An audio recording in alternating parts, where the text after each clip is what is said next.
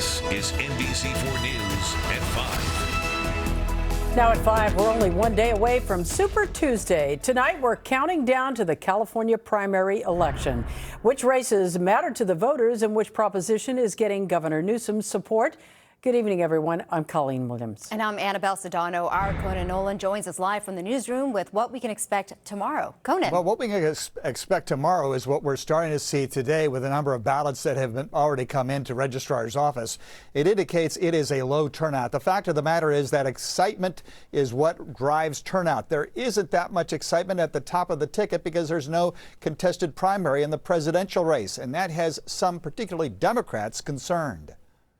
Election is today and it ends tomorrow. Governor Gavin Newsom this morning in San Francisco for a Get Out the Vote rally for Proposition 1, his signature $6.4 billion bond measure to build facilities for those suffering from severe mental illness and drug addiction. Polls indicate it could be close. No, I'm problem one. No, I'm problem one. The governor was heckled today by opponents of the measure. There are those who've argued it will lead to the involuntary commitment of the mentally ill. Others fear the measure will rob funding from current mental health services. The governor in a sit-down interview with NBC4 over the weekend. This is about creating 11,000+ new psychiatric beds with permitting and siting reform, with accountability, with oversight, and it's also about reimagining and reforming an old Mental Health Services Act to address the challenges that exist and persist today that are radically different than they were 20 or 30 years ago. The marquee race statewide, that for U.S. Senate. The most recent LA Times UC Berkeley poll indicates Republican and Dodger great Steve Garvey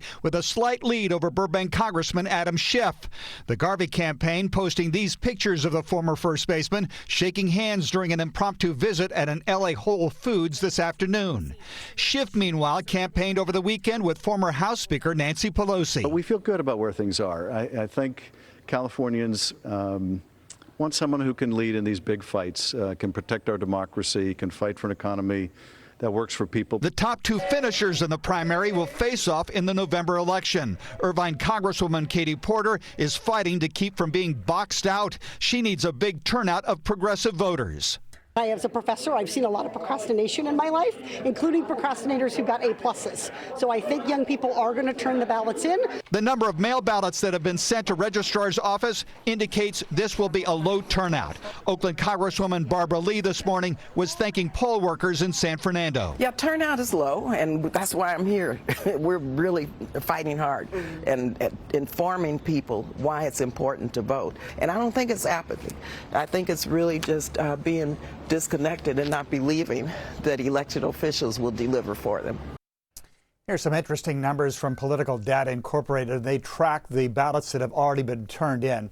Keep in mind that older voters represent about 25% of the electorate. Younger voters, 18 to 35, also about 25% of the electorate. Those older voters, they've turned in over 1.5 million ballots. The younger ones, just 200,000.